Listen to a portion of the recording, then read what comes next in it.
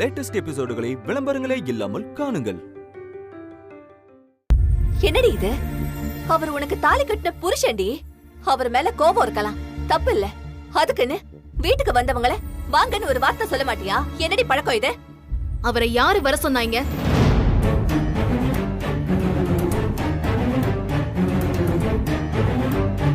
அவரை பார்க்க விருப்பம் இல்லன்னு தானே அங்கிருந்து இவ்வளவு தூரம் இங்க வந்திருக்கேன். அங்க பண்ண டார்ச்சர் பத்தாதுன்னு இங்கேயும் வந்து டார்ச்சர் பண்ணா என்ன அர்த்தம்?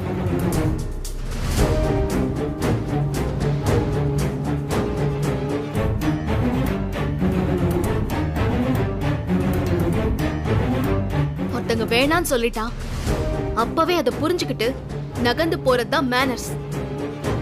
அது கூட தெரியாம பின்னாடியே வரதுல என்ன அர்த்தம் இருக்கு சொல்லுங்க?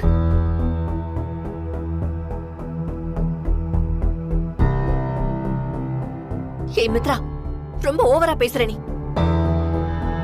சமந்தி, நீங்க ஏன் கோவப்படுறீங்க? விடுங்க, எல்லாம் சரியாயிடும். அதுக்கு இல்ல சம்பந்தி, மாப்பிள்ள கூட தான் இவ மேல கோவமா இருந்தாரு. அதுக்குன்னு நீங்க இவளை வீட்டை விட்டு அமிச்சிட்டீங்களா? எல்லாரும் இவளுக்கு ஆதரவா தானே இருந்தீங்க. இன்னைக்கு இவளுக்கு மாப்பிள்ள மேல கோவம். அதுக்காக நம்ம மாப்பிள்ளைய வெளியே அமிச்சிட முடியுமா? உன்னை யார் இப்ப வெளியே அனுப்ப சொன்னா? நீ உன் மாப்பிள்ளைய சந்தோஷமா வீட்லயே வச்சுக்கிட்டு நல்லாவே உபசரி. ஆனா என் கிட்ட இருந்து எதுவும் எதிர்பார்க்காதன்னு தான் சொல்றேன். ஆனா ஒண்ணு மட்டும் சொல்லிக்கிறேமா, இவர் இருக்கிற இடத்துல கண்டிப்பா நான் இருக்க மாட்டேன்.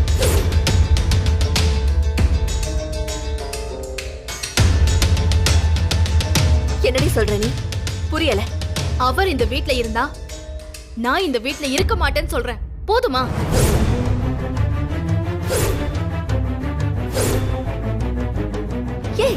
ஆண்டி போதும், நானே வெளில போய்க்கிறேன். நான் ஒன்றும் இங்கே தங்குறதுக்காகலாம் வரல. ஏதோ என்னோட அப்பா அம்மா வந்திருக்காங்கன்னு பார்த்து பேசிட்டு போலான்னு வந்தேன்.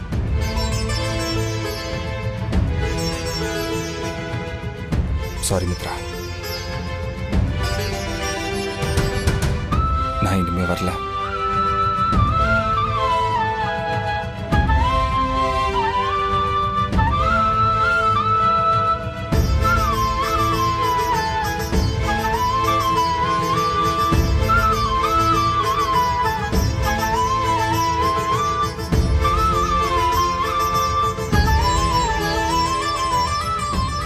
Doctor, I'm sorry. சாரிம்மா.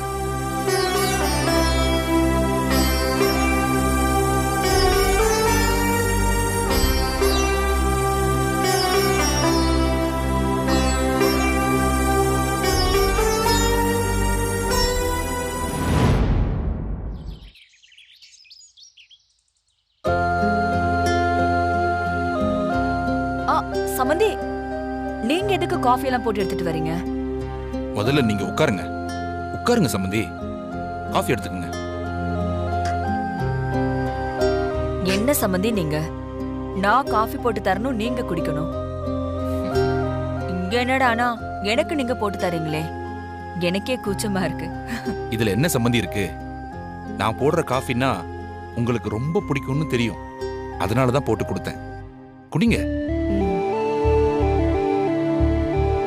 இந்த காஃபிக்காகத்தானே உங்க வீட்டுக்கு என்ன சமையல் வேலை செய்ய கூப்பிட்டீங்க?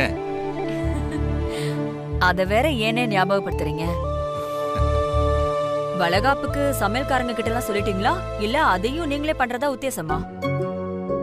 சம்பந்தி, கையில வெண்ணெய வச்சுக்கிட்டு நாம எதுக்கு வேற ஆளை தேடி போகணும்?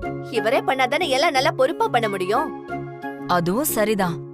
ஆனா வளகாப்ப முன்னாடி நின்னு நடத்த வேண்டியது நீங்க தான். அந்த நேரத்துல கறி பிடிச்ச வேட்டிய கட்டிட்டு இருந்தா நல்லாவா இருக்கும்? சம்பந்திக்கு சங்கதி தெரியாது போல இருக்கே. ஏய், நம்ம ஊர் பழக்க வழக்கம் சம்பந்திக்கு எப்படி தெரியும்? அதான் இப்படி கேக்குறாங்க. ஐயோ, என்ன சொல்றீங்கன்னு எனக்கு புரியவே இல்ல. அதாவது சம்பந்தி, நம்ம தமிழ்நாட்டுக்குள்ளதான் கல்யாணத்துல ஆரம்பிச்சு காது குத்து வரைக்கும் ஒவ்வொரு ஊர்லயும் ஒவ்வொரு விதமா செய்வாங்களே. ஆமா, சில ஊர்ல கல்யாணம் எப்படி பண்ணுவாங்கன்னா அப்பா மடியில பொண்ண உட்கார வச்சு தாலி கட்டுவாங்க. சில ஊர்ல மாப்பிள்ள தலப்பா வச்சிருப்பாரு. அதே மாதிரிதான் எங்க ஊர் வளைகாப்பும் வேற மாதிரி இருக்கும். வேற மாதிரினா எப்படி? இப்ப நீங்க கேட்டீங்கல்ல, வளகாப்பு அன்னைக்கு கறி வேட்டியோட வந்து நிக்க போறாருன்னு சொல்லி. அதுக்கெல்லாம் வேலையே இல்ல சம்பந்தி. ஏன்னா வளகாப்புக்கான சாப்பாட்டை நாங்க விடிய காலையிலேயே பண்ணிடுவோம். நாங்க பொண்ணு விடுங்கிறதால 7 வகை சாதம், பழ வகை, வளையல், விருந்தாளிங்களுக்கு கொடுக்க சில்வர் பாத்திரம்னு எல்லாத்தையும் நாங்க ஊர்வலமா எடுத்துட்டு வருவோம். மாப்பிள்ளை வீடான நீங்க தான் எங்களுக்கு வரவேற்பு கொடுத்து விருந்து கொடுக்கணும். ஓ, உங்க ஊர்ல வளகாப்பு இப்படிதான் நடக்குமா? ம், பொதுவா பொண்ணுக்கு வளகாப்பு போடுறது மாப்பிள்ளை வீட்டுல வச்சுதான் பண்ணணும். வளகாப்பு முடிஞ்சதும் பொண்ணை கூட்டிட்டு பிறந்த வீட்டுக்கு அழைச்சிட்டு போயிடுவாங்க. ஆனா நம்ம தான் தலைகீழா பண்றோம். என்னங்க, உங்களுக்கு எதை எங்க பேசணும்னு தெரியாதா? சம்மந்தி சங்கடப்பட போறாங்கங்க. கல்யாணத்தை தான் அவங்க ஜாம்னு அவங்க வீட்ல பண்ணிட்டாங்கல்ல. இந்த வளகாப்பாவது நம்ம வீட்ல பண்ணுவோங்க. நீங்க ஏன் சம்மந்தி ஃபீல் பண்றீங்க? சம்மந்தி என்ன குத்தி காட்டுறதுக்கா சொன்னாரு? ஊர்ல நடக்கிறதானே சொன்னாரு. சரிங்க சம்மந்தி, கல்யாணம் தான் எங்க வீட்ல எங்க வழக்கப்படி நடந்துச்சு. வளகாப்பு உங்க ஊர்ல என்ன முறைப்படி பண்ணுவீங்களோ அப்படியே பண்ணுங்க. நான் சென்னையில பண்ண வேண்டியதை இங்க பண்ணிக்கிறேன். வளகாப்புக்கு மாப்பிள்ளை வீட்டுக்காரங்க பண்றதுக்கு பெருசா எந்த சடங்கும் இல்ல.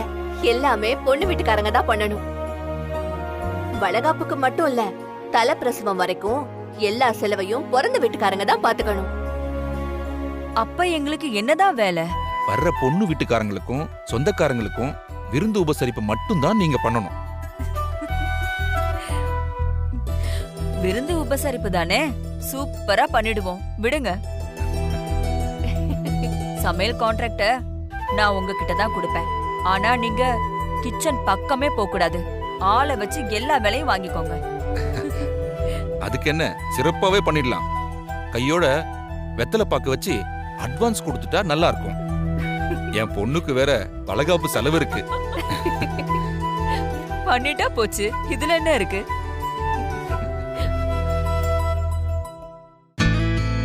ஆண்டி, ஆண்டி, சொல்லுங்க தம்பி. ஆண்டி, இந்த சாரி நான் மித்ராவுக்காக வாங்கிட்டு வந்தேன். வளகாப்பு நடக்கும்போது மித்ரா தான் கட்டிக்கணும். ஐயோ தம்பி, இப்பதான் சம்மந்தி கிட்ட வளகாப்ப பத்தி நான் பேசிட்டு வரேன். எங்க ஊரு வழக்கப்படியே வளகாப்பு பண்ணிக்கலான்னு சம்மந்தி சொல்லிட்டாங்க. சரி, அதுக்கும் இந்த புடவை கட்டிக்கிறதுக்கும் என்ன சம்பந்தம்? அது இல்ல தம்பி, எங்க ஊரு வழக்கப்படி வளகாப்புக்கு கல்யாணத்தன்னைக்கு முகூர்த்தத்துல எந்த புடவை கட்டி இருந்தாங்களோ அந்த புடவையை தான் கட்டிக்கணும். போச்சுடா, இப்படி ஒரு சம்பிரதாயம் வேற இருக்கா? ஆமா தம்பி, முகூர்த்த புடவைய தாலி பிரிச்சு கோக்குற அன்னைக்கும் வளகாப்பு அன்னைக்கும் கட்டிக்கிறதுக்கு பொண்ணுங்க ரொம்ப ஆசைப்படுவாங்க. ஆண்டி, அதான் மித்ரா முகூர்த்த புடவை சென்னையிலே வச்சுட்டு வந்துட்டால, இனிமே அதை போய் எப்படி எடுத்துட்டு வர முடியும்? நீங்க இந்த புடவையை வாங்கிக்கோங்க. அட, வாங்கிக்கோங்க. இப்பதான் சடங்கு சம்பிரதாயம் எல்லாம் மாறி போச்சுல. சரி தம்பி, நீங்க சொல்ற மாதிரி முகூர்த்த புடவை தான் சென்னையில இருக்கே, என்ன பண்ண முடியும்? இதுவும் நீங்க வாங்கி கொடுக்கற புடவை தானே. சரி, இதையே கட்டிக்கட்டும். ரொம்ப நன்றி ஆண்டி. இந்தாங்க, பிடிங்க. இல்ல தம்பி, இத நீங்களே உங்க கையால அவகிட்ட கொடுத்துருங்க. இல்ல ஆண்டி, நான் கொடுத்தா மித்ரா வாங்கிக்க மாட்டான் தான் உங்ககிட்டே கொடுக்குறேன். அது மட்டும் இல்ல, என்ன கண்டாலே தான் அவளுக்கு பிடிக்கவே மாட்டேன். அப்படி இருக்கும்போது நான் கொடுக்குற இந்த புடவையை மட்டும் எப்படி வாங்கிப்பா? நீங்களே இந்த புடவையை அவகிட்ட கொடுங்க தம்பி. அவ மட்டும் வாங்கிக்கல, அவ கைய பிடிச்சு ஒடிச்சிடுறேன். நீங்களே இவ்ளோ தூரம் இறங்கி வந்து பேசும்போது அவளுக்கு என்ன மாப்பிள்ள அவ்ளோ கோவம்? இல்ல ஆண்டி, அவ கோவம் நியாயமானது தான்.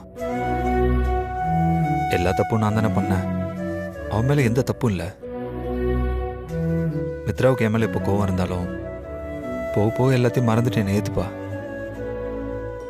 அது வரைக்கும் நானும் வெயிட் பண்ற நியாயம் தானே. இந்த ஆண்டி வாங்கிக்கோங்க. ஆண்டி, இன்னொரு விஷயம், இந்த புடவையை நான் தான் கொடுத்தேன்னு அவளுக்கு தெரிய வேண்டாம். சரி, வரேன் ஆண்டி.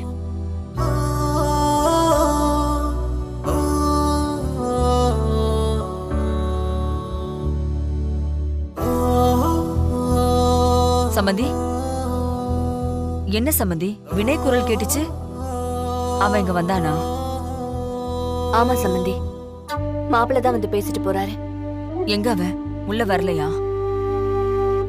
இல்ல மித்ரா, மாப்பிள்ளைய இப்படி பார்க்கவே கஷ்டமா இருக்கு சம்பந்தி. வாசல் வரைக்கும் வந்துட்டு வீட்டுக்குள்ள வர முடியல பாருங்க. அதுவும் திரும்பி போறப்போ அவர் முகத்தை பார்க்கணுமே. மித்ராவை பாத்திர மாட்டோமா, ஒரு 2 வார்த்தை பேசிட மாட்டோமான்னு அப்படி ஒரு தவிப்பு. புரியுது. அதுக்கு என்ன பண்ண முடியும் சம்பந்தி? ஏன் சம்பந்தி, மித்ரா பண்றதையும் மாப்பிள்ள கஷ்டப்படுறதையும் பார்க்கும்போது எனக்கே இவ்ளோ கஷ்டமா இருக்கே.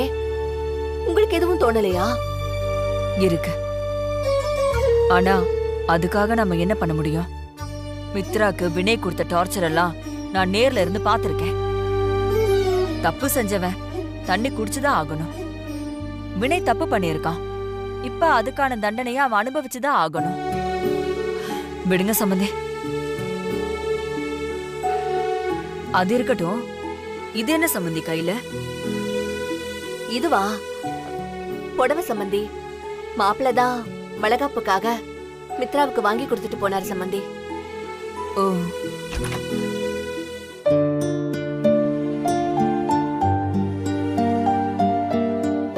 என்னம்மா 2 பேரும் தனியா பேசிட்டு இருக்கீங்க?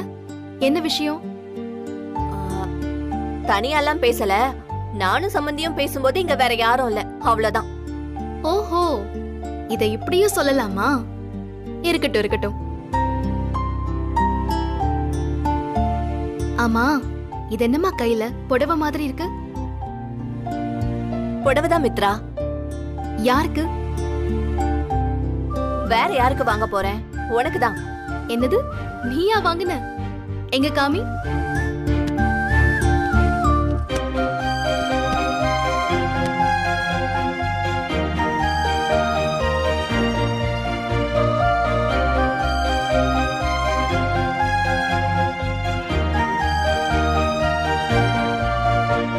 ரொம்ப அழகா இருக்குமா. தனியாவா போன? இல்லடி, பக்கத்து வீட்டு அக்காவோட வேற வேலையா வெளியில போனேன். வர வழியில இத பார்த்தனா உனக்கு இந்த கலர் ரொம்ப அழகா இருக்கும்னு தோணுச்சு. அதான் எப்படியும் வளகாப்புக்கு உனக்கு ஒரு சேலை வாங்கணும்ல, அதான் இதையே வாங்கிட்டு வந்துட்டேன். புடவை பிடிச்சிருக்காடி? சூப்பர், ரொம்ப பிடிச்சிருக்குமா. ஆனா ஒரு சந்தேகம். ஏன், என்னடி, என்ன சந்தேகம்? இல்ல, எப்ப புடவை வாங்கினாலும் சரோஜா தேவி சாவித்திரி காலத்து புடவையா தேடி தேடி பார்த்து வாங்குவ. இப்ப எப்படிமா இப்படி நல்ல ட்ரெண்டியா வாங்க கத்துக்கிட்ட? உன் அம்மாவை என்ன நீ குறைச்சி எடை போட்டுட்டியா? தேறிட்ட, ரொம்ப நல்லாவே தேறிட்ட.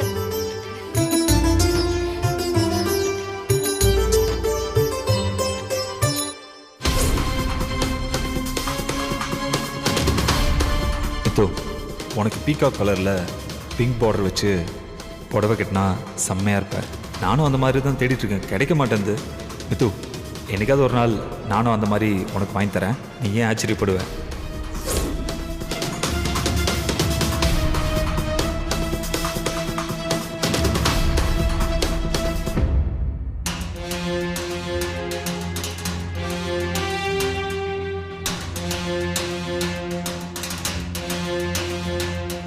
மா, என்னடி, என்ன மித்ரா? புடவை எங்க வாங்கினேன்னு சொன்ன? அத அந்த நாச்சியப்பன் டெக்ஸ்டைல்ஸ் இருக்குல்ல, அத தாண்டி இருக்கிற கடையில வாங்கினம்மா. ஓ, இங்க இருக்கிற சந்துப்பேட்டையில இந்த மாதிரி புடவை கிடைக்குதா? ஆமாண்டி, இங்கதான் கிடைச்சது. ஏன்? எவ்வளவுமா? என்ன ஒரு 2500 ரூபாய்க்கு வாங்கினேன். போதும், பொய் சொல்லாத. இந்த புடவை வினய் தானே வாங்கி கொடுத்தாரு.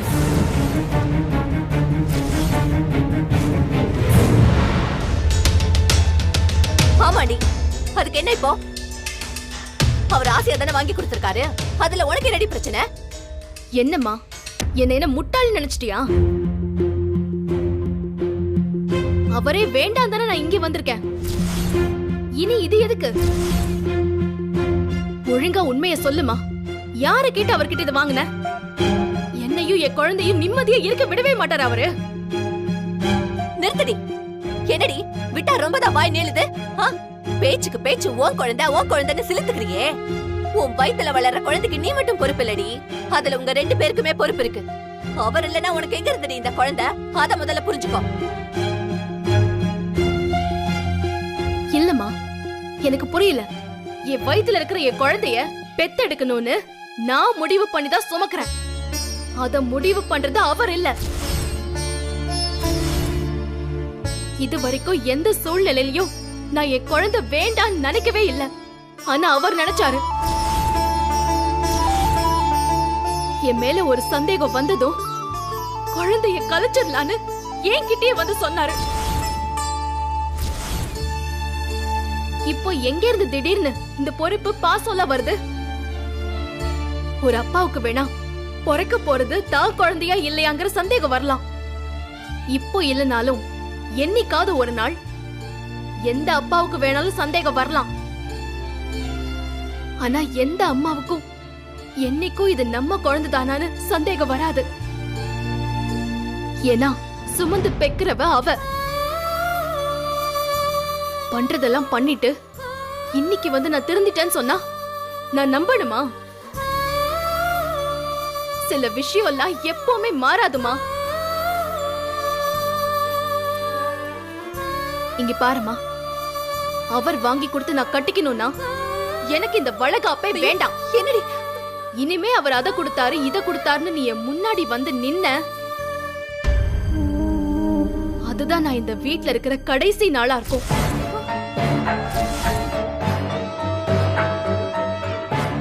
ஏய்,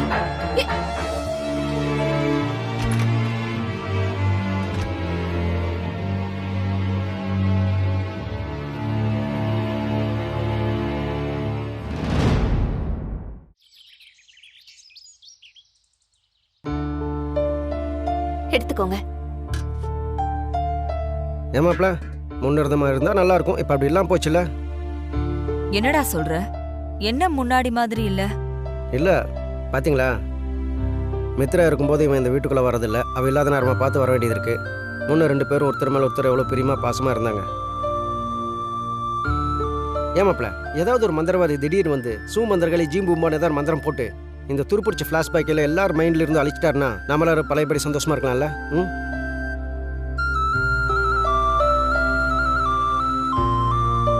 இது எல்லாத்துக்கும் நான் தானே காரணம். ஒட்டுமொத்த சந்தோஷமும் என்னால தானே வீணா போச்சு. என்ன நினைச்சா எனக்கே கோவமா இருக்கு. நீங்க ஏன் மாப்பிள்ள இவ்ளோ கவலைப்படுறீங்க? நீங்க தப்பு பண்ணீங்க தான், யாரும் இல்லன்னு சொல்லல. ஆனா அதை உணர்ந்து நீங்க மன்னிப்பு கேக்குறீங்கல்ல, அவதான் பிடி கொடுக்காம நிக்கிறா. அது அவ தப்புதான் மாப்பிள்ள. என்னைய கேட்டா நீங்க அவளை இப்படியே விட்டுட்டு ஊருக்கு போறதுதான் சரின்னு சொல்லுவேன்.